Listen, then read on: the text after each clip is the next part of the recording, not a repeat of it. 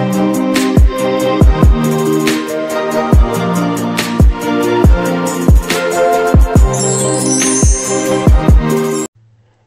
ವಿಡಿಯೋದಲ್ಲಿ ನಾವು ಡ್ರೀಮ್11 ಆಪ್ಷನ್ ಸ್ಟ್ರಾಟಜಿನ ಕಲಿಯೋಣ. ಇದ್ಯಾವುದು ಹೊಸ ಆಪ್ಷನ್ ಸ್ಟ್ರಾಟಜಿ ಅಂತ ನಿಮ್ಗೆ ಅನಿಸ್ಬೋದು. ಇದರದ್ದು ನಿಜವಾದ ಹೆಸರು ಬಂದುಬಿಟ್ಟು ಲಾಂಗ್ಸ್ ಟ್ರಯಾಂಗಲ್ ಅಂತ. ಲಾಂಗ್ಸ್ ಟ್ರಯಾಂಗಲ್ನ ನಾನು ಏನಕ್ಕೆ ಡ್ರೀಮ್11 ಆಪ್ಷನ್ ಸ್ಟ್ರಾಟಜಿ ಅಂತ ಕರಿತಿದ್ದೀನಿ ಅಂತ ನಿಮಗೆ ಡೌಟ್ ಬರ್ಬೋದು. ಅದಕ್ಕೆ ಕಾರಣವೂ ಇದೆ. ನೀವು ಈ ವಿಡಿಯೋ ಕಂಪ್ಲೀಟ್ ನೋಡಿದರೆ ನಿಮಗೆ ಕ್ಲಿಯರಾಗಿ ಅರ್ಥ ಆಗುತ್ತೆ. ಓಕೆ, ಈ ಡ್ರೀಮ್11 ಆಪ್ಷನ್ ಸ್ಟ್ರಾಟಜಿ ಲಾಂಗ್ಸ್ ಟ್ರಯಾಂಗಲ್ನ ಮಾಡೋದಕ್ಕೆ ನಿಮಗೆ ಬೇಕಾಗಿರೋ ಕ್ಯಾಪಿಟಲು 5,000ದಲ್ಲೂ ಮಾಡ್ಬೋದು, 10,000ದಲ್ಲೂ ಮಾಡ್ಬೋದು, 15,000ದಲ್ಲೂ ಮಾಡ್ಬೋದು. ಇದು ಬಂದುಬಿಟ್ಟು ಪೊಸಿಷನಲ್ ಆಪ್ಷನ್ ಸ್ಟ್ರಾಟಜಿ. ಇದರಲ್ಲಿ ರಿಸ್ಕ್ ಬಂದುಬಿಟ್ಟು ಲಿಮಿಟೆಡ್ ಇರುತ್ತೆ, ಹಾಗೆ ಪ್ರಾಫಿಟ್ ಬಂದುಬಿಟ್ಟು ಅನ್ಲಿಮಿಟೆಡ್ ಇರುತ್ತೆ. ನೀವು ವರ್ಕಿಂಗ್ ಪ್ರೊಫೆಷ್ನಲ್ ಆಗಿರ್ಬೋದು ಅಥವಾ ನೀವು ಯಾವುದೇ ಕೆಲಸದಲ್ಲಿ ಬ್ಯುಸಿಯಾಗಿದ್ರೂ ಈ ಸ್ಟ್ರಾಟಜಿನ ಮಾಡ್ಬೋದು.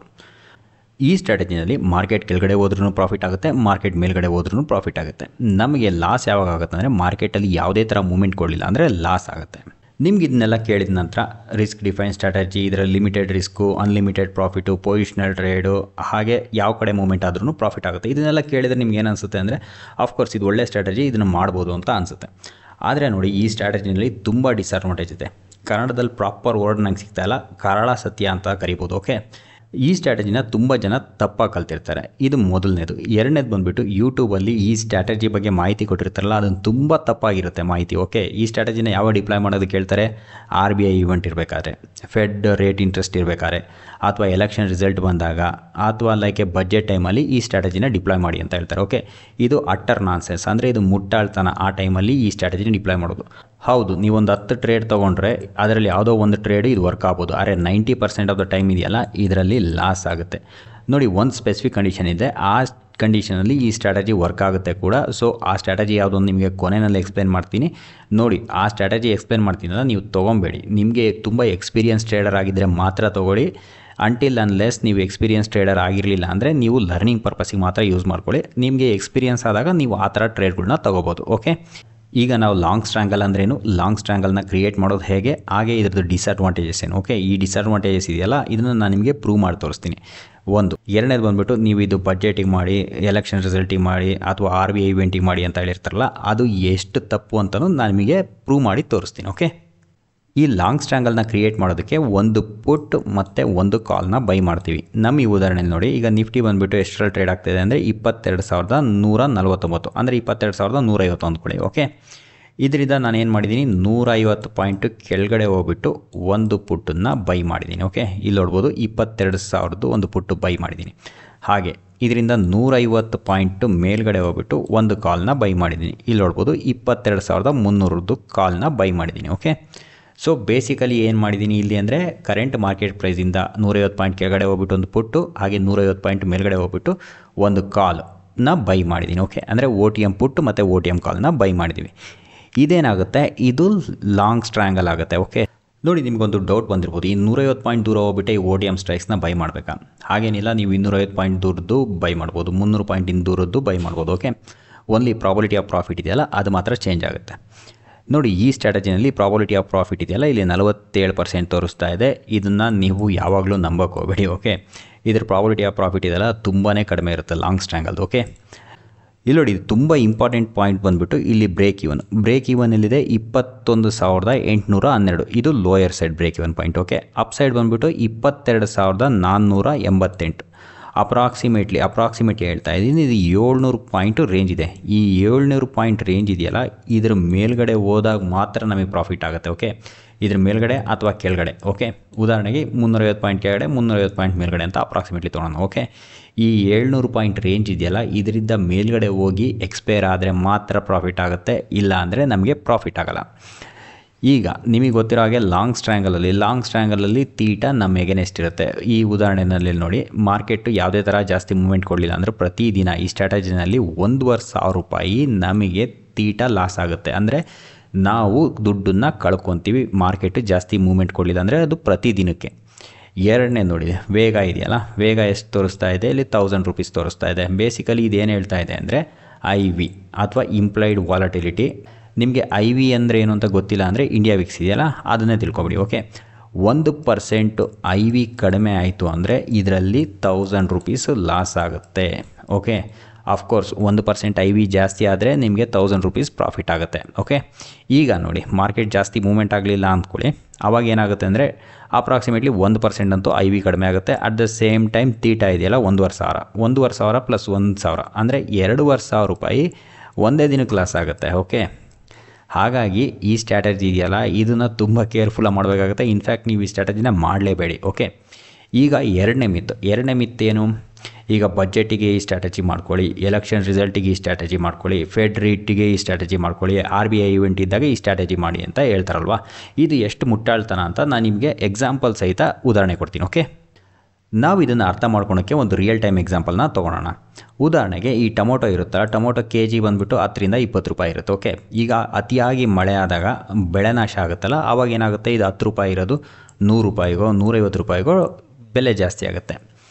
ಈಗ ನಿಮಗೆ ಯಾರೋ ಒಬ್ಬರು ಬಂದು ಹೇಳ್ತಾರೆ, ಓಕೆ ಈಗ ಟೊಮೊಟೊ ಇದೆಯಲ್ಲ 100 ರೂಪಾಯಿ ಇದೆಯಲ್ಲ, ಇದು ಇನ್ನೂ 200 ರೂಪಾಯಿಗೆ ಹೋಗ್ಬೋದು. ಓಕೆ, ಇನ್ನೂ ಮಳೆ ಜಾಸ್ತಿ ಆಗ್ಬೋದು. ಸೊ ಹಾಗಾಗಿ ನೀವು ಇದನ್ನು ಕೊಂಡ್ಕೊಂಬಿಡಿ, ಇದನ್ನು ಕೊಂಡ್ಕೊಂಡು ನಿಮ್ಮ ಗೋಡನ್ನಲ್ಲಿ ಶೇಖರಣೆ ಮಾಡಿ ಅಂತ ಹೇಳ್ತಾರೆ. ಓಕೆ, ಈ 100 ರೂಪಾಯಿ ಇರುತ್ತಲ್ಲ 200 ರೂಪಾಯಿಗೆ ಹೋಗ್ಬಿಡುತ್ತೆ, ಆವಾಗ ನೀವು ಸೇಲ್ ಮಾಡ್ಬೋದು ಅಂತ ಯಾರೋ ನಿಮ್ಗೆ ಅಡ್ವೈಸ್ ಮಾಡ್ತಾರೆ. ಆವಾಗ ಏನು ಮಾಡ್ತೀರಾ, ನೀವು 100 ರೂಪಾಯಿಗೆ ಟೊಮೊಟೊಗಳ್ನ ಕೊಂಡ್ಕೊಂಬಿಟ್ಟು ನಿಮ್ಮ ಗೋಡನ್ನಲ್ಲಿ ಸ್ಟೋರ್ ಮಾಡ್ತೀರಾ, ಈ ದೊಡ್ಡ ಗೋಡನಲ್ಲಿ ಸ್ಟೋರ್ ಮಾಡ್ಕೊತೀರಾ.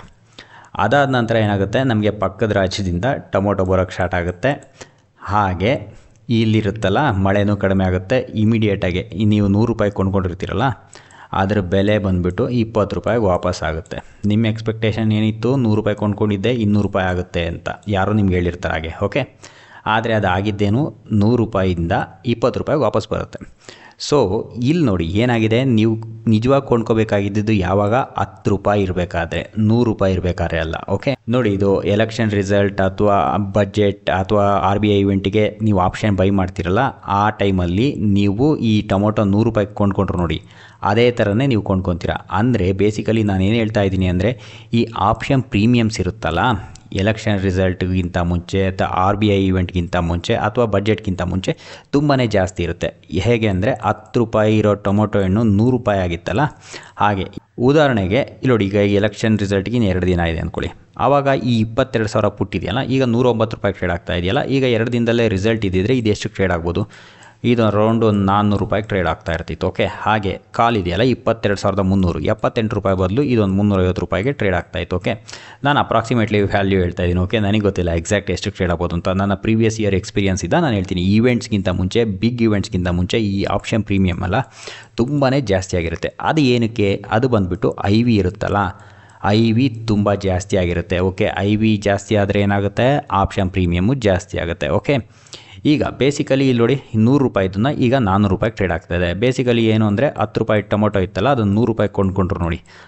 ಹಾಗೆಯೇ ಲಾಂಗ್ ಸ್ಟ್ರ್ಯಾಂಗಲ್ ಮಾಡ್ತಾರಲ್ಲ, ಅವರು ಆಪ್ಷನನ್ನು ಜಾಸ್ತಿ ಬೆಲೆಗೆ ಕೊಂಡ್ಕೊತಾರೆ. ಸೊ ಇವೆರಡರದ್ದು ಕಂಬೈನ್ಡ್ ಪ್ರೀಮಿಯಮ್ ಅಂದರೆ 22,000 ಪುಟ್ಟು ಇದೆಷ್ಟಿದೆ 109 ರೂಪಾಯಿ. ಓಕೆ, 22,300 ಕಾಲು ಇದೆಷ್ಟಿದೆ 78 ಚಿಲ್ಲರೆ. ಓಕೆ, ಇವೆರಡನ್ನೂ ಕೂಡಿದರೆ ಅಪ್ರಾಕ್ಸಿಮೇಟ್ಲಿ 190 ರೂಪಾಯಿ ಆಗುತ್ತೆ. ಓಕೆ, ಈಗ ಎಲೆಕ್ಷನ್ ರಿಸಲ್ಟ್ಗಿಂತ 2 ದಿನ ಮುಂಚೆ ಇವೇ ಸ್ಟ್ರೈಕ್ಸ್ನ ನೀವು ಸೆಲೆಕ್ಟ್ ಮಾಡಿದ್ರಿ ಅಂದ್ಕೊಳ್ಳಿ, ಮಾರ್ಕೆಟ್ ಇಲ್ಲೇ ಇತ್ತು ಅಂದ್ಕೊಳ್ಳಿ, ಆವಾಗ ಇದು ಎಷ್ಟು ಟ್ರೇಡ್ ಆಗ್ತಾ ಇರುತ್ತೆ ಗೊತ್ತಾ, 190 ಬದಲು 800 ರೂಪಾಯಿಗೆ ಟ್ರೇಡ್ ಆಗ್ತಾ ಇರುತ್ತೆ. ಬೇಸಿಕಲಿ ನೀವು 10 ರೂಪಾಯಿ ಟೊಮೊಟೊನ 100 ರೂಪಾಯಿ ಕೊಂಡ್ಕೊಂಡ್ರಲ್ಲ, ಹಾಗೆ 190 ರೂಪಾಯಿಗೆ ಟ್ರೇಡ್ ಆಗ್ತಾ ಇರೋದನ್ನ ನೀವು 800 ರೂಪಾಯಿಗೆ ಕೊಂಡ್ಕೊತೀರ. ಈಗ 800 ರೂಪಾಯಿಗೆ ಕೊಂಡ್ಕೊಂಡ್ರೆ ಏನಾಗುತ್ತೆ, ಈಗ ಈ ರೇಂಜ್ ಇದೆಯಲ್ಲ 700 ಪಾಯಿಂಟ್ಸ್ ರೇಂಜ್ ಇತ್ತು, ಕರೆಕ್ಟ್ ತಾನೇ, ನಾನು ಅಲ್ಲೇ ಇನಿಷಿಯಲ್ ವೀಡಿಯೋದಲ್ಲಿ ತೋರಿಸಿದೆ. ಓಕೆ, ಈಗ ನೀವು 600 ರೂಪಾಯಿ ಎಕ್ಸ್ಟ್ರಾ ಕೊಟ್ಟಿದ್ದೀರಾ, 190 ರೂಪಾಯಿದನ್ನು ನೀವು 800 ರೂಪಾಯಿಗೆ ಕೊಂಡ್ಕೊಂಡಿದ್ದೀರಾ, ಅಪ್ರಾಕ್ಸಿಮೇಟ್ಲಿ 600 ರೂಪಾಯಿ ಎಕ್ಸ್ಟ್ರಾ ಕೊಟ್ಟಿದ್ದೀರಾ. ಈಗ 600 ರೂಪಾಯಿ ಎಕ್ಸ್ಟ್ರಾ ಕೊಟ್ಟರೆ ಏನಾಗುತ್ತೆ, ಈಗ 700 ಪ್ಲಸ್ 600 1300 ಇದೆಯಲ್ಲ, 1300 ಪಾಯಿಂಟ್ ಮೇಲ್ಗಡೆ ಅಥವಾ ಕೆಳಗಡೆ ಹೋದರೆ ಮಾತ್ರ ನಮಗೆ ಪ್ರಾಫಿಟ್ ಆಗುತ್ತೆ. ಈಗ ಎಷ್ಟಿತ್ತು 700 ಪಾಯಿಂಟ್ಸ್ ರೇಂಜ್ ಇತ್ತಲ್ಲ, ಅದೇನಾಗ್ಬಿಡುತ್ತೆ 1300 ರೂಪಾಯಿ. ಏನಕ್ಕೆ ಅಂದರೆ ನಾವು ಜಾಸ್ತಿ ಬೆಲೆ ಕೊಟ್ಬಿಟ್ಟು ಕೊಂಡ್ಕೊಂಡಿದ್ದೀವಿ. ಓಕೆ, ಈಗ ಎಲೆಕ್ಷನ್ ರಿಸಲ್ಟ್ ಬರ್ತಿದ್ದಂಗೆ ಏನಾಗುತ್ತೆ ಅಂದರೆ ಹ್ಯೂಜ್ ಮೂಮೆಂಟ್ ಬೇಕು. ಹ್ಯೂಜ್ ಮೂಮೆಂಟ್ ಬರಲಿಲ್ಲ ಅಂದರೆ ಇಮಿಡಿಯೇಟಾಗಿ ಇದರಲ್ಲಿ ಲಾಸ್ ಆಗುತ್ತೆ. ಇದರಲ್ಲಿ ಲಾಸ್ ಆಗೋದೇನಕ್ಕೆ, ಒಂದು ತೀಟಾಗಿಂತ ಜಾಸ್ತಿ ಯಾವುದು ಗೊತ್ತಾ, IV ಅಂದರೆ ಇಂಪ್ಲೈಡ್ ವಾಲಿಟಿಲಿಟಿ ಇರುತ್ತಲ್ಲ, ಅದು ಕಡಿಮೆ ಆಗುತ್ತೆ. IV ಅಂದ್ರೇನು, ಅದು ಫಿಯರ್ ಇಂಡೆಕ್ಸ್. ಓಕೆ, ಮಾರ್ಕೆಟಲ್ಲಿ ಎಷ್ಟು ಫಿಯರ್ ಇದೆ ಅಂತ ತೋರಿಸುತ್ತೆ. ಓಕೆ, ಯೂಶ್ವಲಿ ಏನಾಗುತ್ತೆ ಅಂದರೆ ಎಲೆಕ್ಷನ್ ರಿಸಲ್ಟ್ಗಿಂತ ಮುಂಚೆ ಭಯ ಇರುತ್ತೆ ಮಾರ್ಕೆಟ್ ಏನಾಗ್ಬೋದು ಅಂತ, ಹಾಗಾಗಿ ಇದು IV ಇದೆಯಲ್ಲ, ಇವಿದೆ ನೋಡಿ 14, 15 ಇದೆಯಲ್ಲ, ಎಲೆಕ್ಷನ್ ರಿಸಲ್ಟ್ಗಿಂತ ಮುಂಚೆ ಇದು 23, 24, 25 ಇದ್ರೂ ಇರ್ಬೋದು. ಓಕೆ, ಇಮಿಡಿಯೇಟ್ಲಿ IV ಕೆಳಗಡೆ ಬರುತ್ತೆ. ಈಗ ಉದಾಹರಣೆಗೆ ಒಂದು 20 ಇತ್ತು ಅಂದ್ಕೊಳ್ಳಿ ಎಲೆಕ್ಷನ್ ರಿಸಲ್ಟ್ಗಿಂತ ಮುಂಚೆ, ಇಮಿಡಿಯೇಟ್ಲಿ ಎಲೆಕ್ಷನ್ ರಿಸಲ್ಟ್ ಬರ್ತಿದ್ದಂಗೆ 12, 13ಕ್ಕೆ ಬರುತ್ತೆ. ಓಕೆ, ಈಗ 12ಕ್ಕೆ ಬಂತು ಅಂದ್ಕೊಳ್ಳಿ, 8% ಕಮ್ಮಿ ಆಯಿತು. ಓಕೆ, ಆವಾಗ ಏನಾಗುತ್ತೆ ನೋಡಿ, ಜಸ್ಟ್ 1%ಗೆ ₹1000 ಲಾಸ್ ಆಗುತ್ತಲ್ಲ, ಹಾಗೆ 8% ಕಡಿಮೆ ಆಗ್ತಂಗೆ ಇಮಿಡಿಯೇಟ್ಲಿ ನಿಮಗೆ ₹8,000 ಲಾಸ್ ಆಗುತ್ತೆ. ಜಸ್ಟ್ IV ಕಡಿಮೆ ಆಗೋದ್ರಿಂದ ನಾನು ಥೀಟಾನು ಈವನ್ ಕನ್ಸಿಡರ್ ಮಾಡಿಲ್ಲ. ಓಕೆ, ಹಾಗಾಗಿ ನಿಮಗೆ ಇದರಲ್ಲಿ ಏನಾದ್ರು ಪ್ರಾಫಿಟ್ ಆಗಬೇಕು ಅಂದರೆ ಇಮಿಡಿಯೇಟ್ಲಿ 1,500 2,000 ಪಾಯಿಂಟು ಮೇಲ್ಗಡೆ ಕೆಳಗಡೆ ಹೋದರೆ ಮಾತ್ರ ಪ್ರಾಫಿಟ್ ಆಗುತ್ತೆ.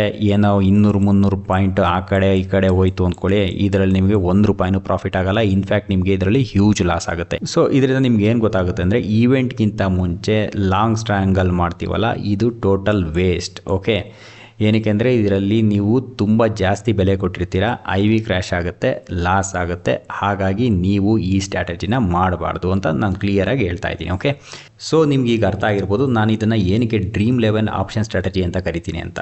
Dream11ಅಲ್ಲಿ ಯಾರೂ ಇದುವರೆಗೂ ದುಡ್ಡು ಮಾಡಿಲ್ಲ. ಓಕೆ, ಅದರಲ್ಲಿ ದುಡ್ಡು ಯಾರು ಮಾಡಿದ್ದಾರೆ ಅಂದರೆ ಆ Dream11 ಆ್ಯಪ್ನವ್ರು ದುಡ್ಡು ಮಾಡಿದ್ದಾರೆ. ಹಾಗೆ ಗೌರ್ಮೆಂಟಿಗೆ Dream11ಇಂದ ಟ್ಯಾಕ್ಸ್ ಹೋಗುತ್ತಲ್ಲ, ಅವ್ರಿಗೆ ಲಾಭ ಆಗಿದೆ ಅಷ್ಟೇ. ಇದರಲ್ಲಿ ಇಬ್ಬರಿಗೆ ಲಾಭ, Dream11 ಓನರ್ಗೆ ಮತ್ತು ಗೌರ್ಮೆಂಟ್ಗೆ. ಆ Dream11 ಆಡಿರೋರೆಲ್ಲ ದುಡ್ಡು ಕಳ್ಕೊಂಡಿದ್ದಾರೆ. ಓಕೆ, Dream11ಅಲ್ಲಿ ಯಾವತ್ತೋ ಯಾರಿಗೋ ಒಬ್ಬರಿಗೆ ಎಲ್ಲೋ 1 ಕೋಟಿ ಬಂದಿರುತ್ತೆ ಅಂತ ತೋರಿಸಿ ಎಲ್ಲರನ್ನೂ ಮುಟ್ಟಾಳ್ರನ್ನು ಮಾಡಿ ಅದನ್ನ ಆಡಂಗೆ ಮಾಡ್ತಾರಲ್ಲ, ಸೇಮ್ ಇದು ಲಾಂಗ್ ಸ್ಟ್ರ್ಯಾಂಗಲ್ ಇದೆಯಲ್ಲ, ಇದೂ ಹಾಗೇ ಯಾವತ್ತೋ ಒಂದಿನ ವರ್ಕ್ ಆಗಿರುತ್ತೆ. 90% ಆಫ್ ದ ಟೈಮು ಇದು ವರ್ಕ್ ಆಗಿರಲ್ಲ. ಓಕೆ, ಯಾವತ್ತೋ ಒಂದಿನ ವರ್ಕ್ ಆಗಿದೆ ಅಂತೇಳಿ ಇದನ್ನು ಮಾಡಿ ದುಡ್ಡು ಕಳ್ಕೊತೀರಾ. ಓಕೆ, ಇದನ್ನು ಯಾವತ್ತೂ ಮಾಡಲೇಬೇಡಿ. ಓಕೆ, ಇದುವರೆಗೂ ನಾನು ಟ್ರೇಡಿಂಗಲ್ಲಿ ನಾನು ಯಾವತ್ತೂ ಲಾಂಗ್ ಸ್ಟ್ರ್ಯಾಂಗಲ್ ಮಾಡಿಲ್ಲ. ನನ್ನ ಯೂಟ್ಯೂಬ್ ಚಾನಲ್ ನೋಡೋರ್ಗು ನಾನು ಇದೇ ಮಾತು ಹೇಳ್ತೀನಿ, ನೀವು ಯಾವತ್ತೂ ಲಾಂಗ್ ಸ್ಟ್ರ್ಯಾಂಗಲ್ ಮಾಡಲೇಬೇಡಿ.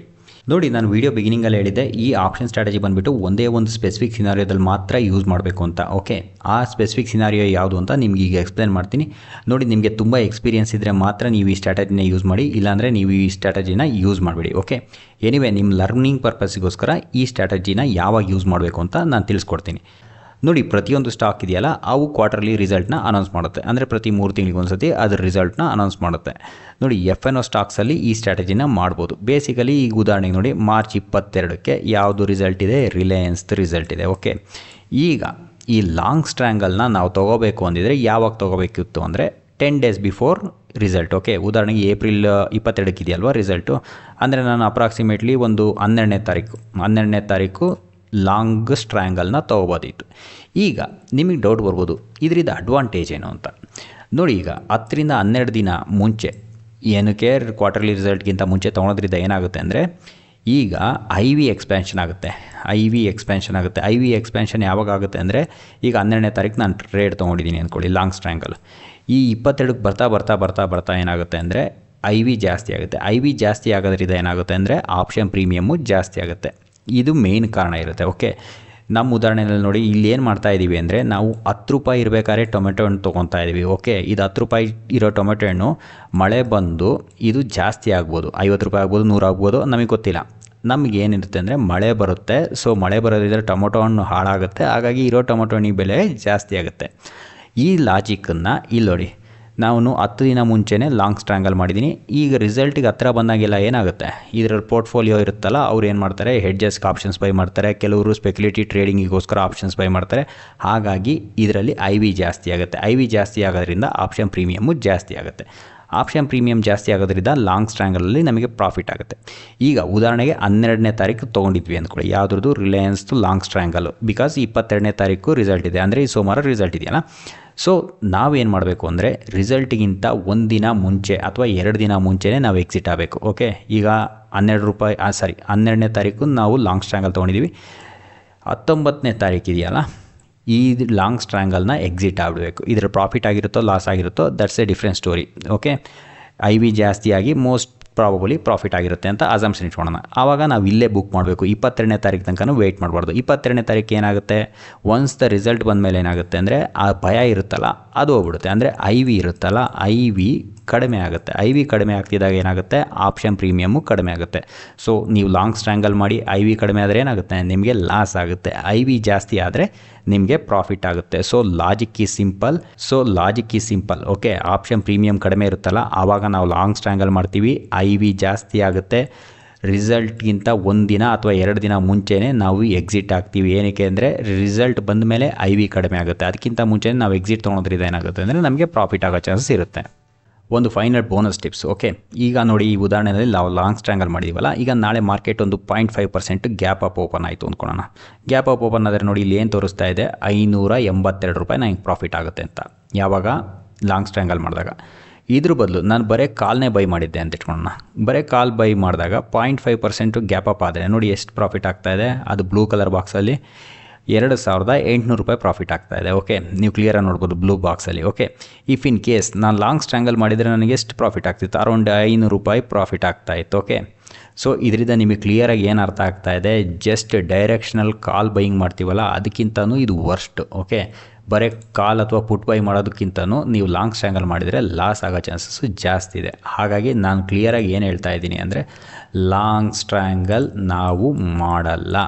ಒಂದೇ ಒಂದು ಸ್ಪೆಸಿಫಿಕ್ ಸಿನಾರಿಯೋ ಇದೆ, ನಾನು ಆಲ್ರೆಡಿ ಎಕ್ಸ್ಪ್ಲೇನ್ ಮಾಡಿದ್ದೀನಿ. ಅದು ನಿಮಗೆ ಎಕ್ಸ್ಪೀರಿಯನ್ಸ್ ಇದ್ದು ನಿಮಗೆ ಐ ಬಿ ಹೆಂಗೆ ವರ್ಕ್ ಆಗುತ್ತೆ ಅಂತ ಗೊತ್ತಿದ್ರೇ ಮಾಡಿ. ಅದಕ್ಕಿಂತ ಮುಂಚೆ ನೀವು ಪೇಪರ್ ಟ್ರೇಡ್ ಮಾಡಿಬಿಟ್ಟು ಅರ್ಥ ಮಾಡಿಕೊಂಡು ಆಮೇಲೆ ಮಾಡಿ. ಐ ಹೋಪ್ ಈ ವಿಡಿಯೋದಿಂದ ನಿಮಗೆ ಲಾಂಗ್ ಸ್ಟ್ರ್ಯಾಂಗಲ್ದ ಡಿಸ್ಅಡ್ವಾಂಟೇಜಸ್ ಏನು ಅಂತ ಅರ್ಥ ಆಗಿದೆ ಅನ್ಕೋತೀನಿ. Thanks for watching.